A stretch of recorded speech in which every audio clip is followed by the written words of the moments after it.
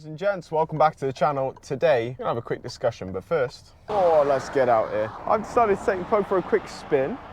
I've left the indicator on, but my God, she's nice and clean. And I'm actually buzzing. After the last video where we improved the oil catch can, it's actually made such a good difference, and the car is actually driving really, really well now. So on top of looking very, very good, it is driving exactly as expected. No more weird misfires or anything like that. But anyway, if you're new around here, this is my 2018 308 GTI. 308 GTI Peugeot Sport. I've had a lot of issues with it, also had a lot of fun in it, and hopefully a lot more fun in it. But as I hop back in here, the big question on most people's minds is, do I regret modifying the 308 GTI? And I thought, I get asked the question occasionally, and I thought, you know, the best thing to do is just go for an old school drive, hook you guys up somewhere around there, and we'll go for a drive and we'll talk about it, because there is some goods, there is some bads, and it's a bit more involved, the answer to that, yes or no. Let me hook you up, we'll go for a quick drive. We've got some lovely roads ahead of us, decent-ish weather, so I've got you hooked up now. Hopefully all is well and you can hear me. Welcome to the cockpit of the 308. Like I said, if you're new around here, had this car for about, well, just over a year or so, and for the most part it's been all right. There certainly has been some issues.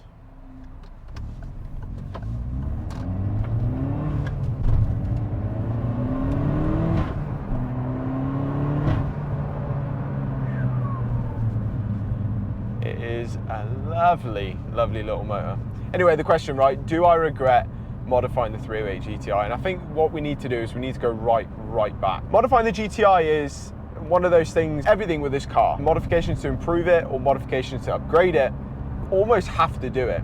The French cars, they're great, but historically they're problematic, and I think with the nature of Peugeot, it carries through even to one of their latest Peugeot sport cars, which is the 308 GTI. I don't know too much about the brand new stuff, but I imagine it's still riddled with the classic Peugeot problems. And that's something you're gonna have to bear in mind. Now, if you already have one of these 308 GTIs, I'm sure you've had your fair share of problems, but when it comes to modifying it, you're basically asking to amplify that. Now, I did have issues with the car when I first bought it with the diff and the whole debacle with that. But once I got it back, I didn't really touch it all that much. As I was just waiting for the warranty period to run through. The reason I wanted the warranty period to run through is because that diff was not cheap, and I didn't want to touch the car, I didn't want to modify it or do anything that would void that warranty, because I mean, I only had the car for literally 2 days, like a day or two, and the warranty already tried to decline the claim, saying that it's not their problem. Imagine if I'd touched something or like changed a part or something, God, I'd have no chance. Once I had the diff replaced and all that, then it was onto like some of the bigger modifications. Now this is where it gets really interesting. Peugeot obviously made the 208, the 308 GTI.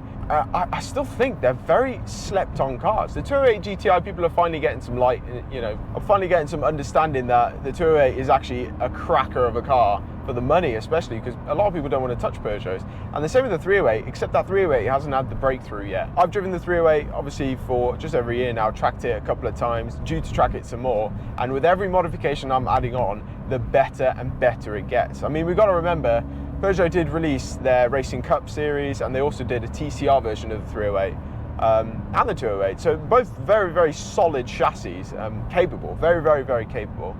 And I think that's where the modifications will tie in.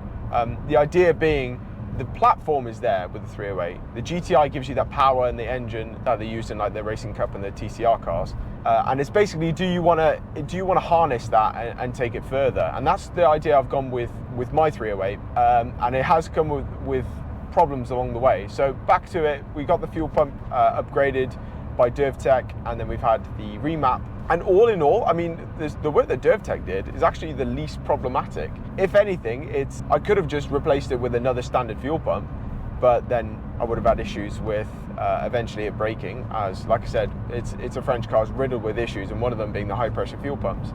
So I took the opportunity to let DervTech get their hands dirty and do what they need to do, and they ended up upgrading it. And we ended up with about 315 horsepower, just shy of that, which is insane, right? I mean, currently we're running that same power. I've done a few bits, so maybe less, maybe more, but currently we're still sat on that same power, and it's reliable power. It wring its neck off and thrashed it around Anglesey like all day, and the only issue I had was an oil leak, and it turns out that wasn't even an issue. It looks like the timing belt was replaced at some point, and they installed the seal the wrong way around. So anyway, what I'm trying to say is, the modifications, when you do them, you do open up a lot of area for problem to to happen. The problem with Peugeot and French cars in general is they're very, very sensitive.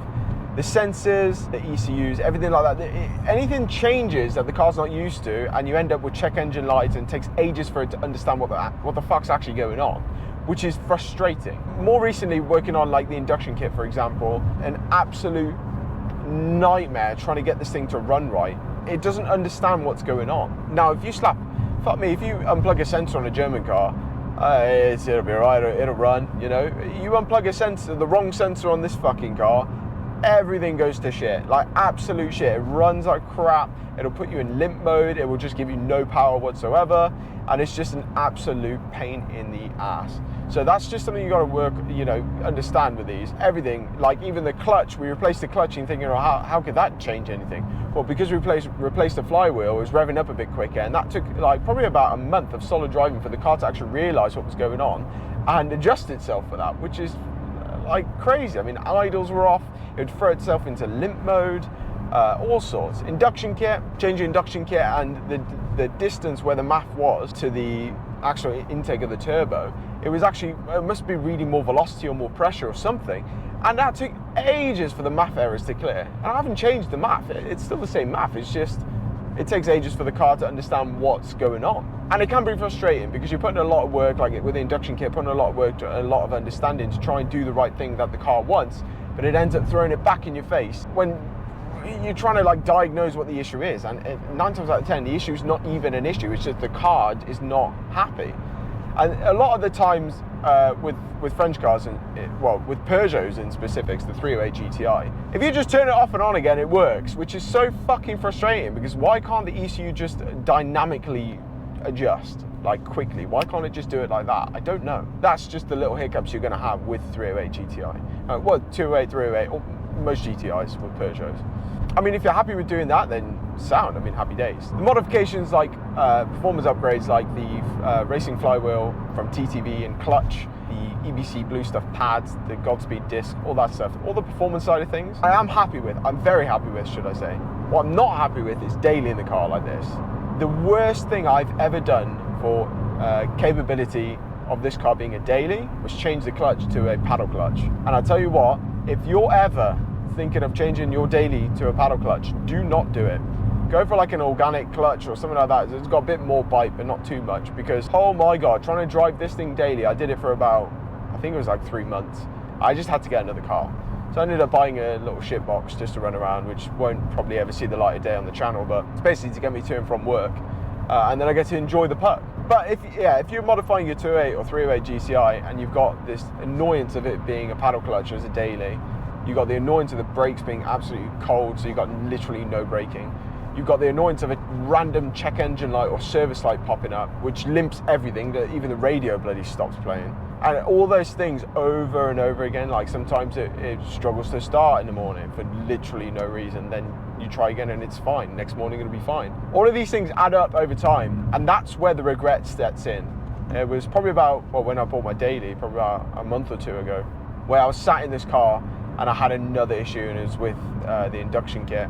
After installing the induction kit, I had another check engine light, and I just thought, you know what, sometimes you just need to put this car away, like in the garage or just on the drive, and just forget about it. It drove me to the point of nearly wanting to get rid of the car, and it's frustrating, right, because I do like the car, I love the platform, I try and preach as much as I can about Peugeot, but when it frustrates you that much, and you spend so much time, so much energy, so much money on the fucking thing, sometimes you do just need a break. And one of the best things I did was not drive this thing daily, which is, yeah, it is what it is. I mean, Peugeot, if you got a 308 GTR, right, and just drove it as is, didn't touch anything, you'd probably be all right. You'd have the odd issue, like high pressure fuel pump, or what other common problems they have, other brakes, or, you know, stuff like that. And you could fix them. I mean, you could get a shop to fix them. It wouldn't be that expensive. High pressure fuel pump probably cost you, if that failed, I don't know, like 600 quid. And the brakes probably, if you didn't get it done by Peugeot, you got to rebuild with a kit, probably about the same. So, I mean, all in all, they're solid cars, but when you start touching them, just be prepared.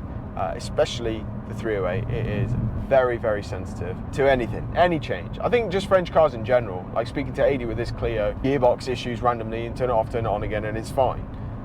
It's just those things. So just be wary if you are going to modify any French car, just to understand what's coming towards it. But I mean, back to the question, right? Do I regret modifying my 308 GTI? Well, asked me 3 months ago, absolutely.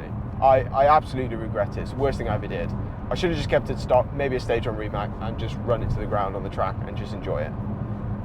Ask me now and it's a different question. I've got a daily now. I've got a little shit box, gets me to and from, you know, where I need to be. I've got no worries every morning about if it's going to start, if it's going to limp mode, if I'm going to have to drive to work with the bloody diagnostics kit on my lap and trying to clear codes as I'm going. I've got none of that.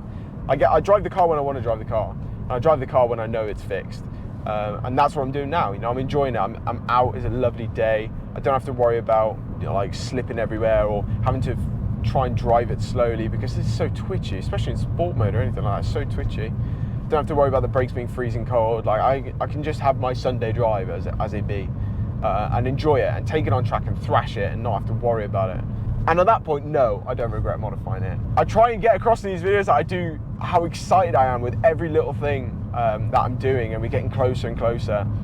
And it's not about the end point with this car, it's certainly about the journey along the way. So overall, no, I don't regret modifying the car now.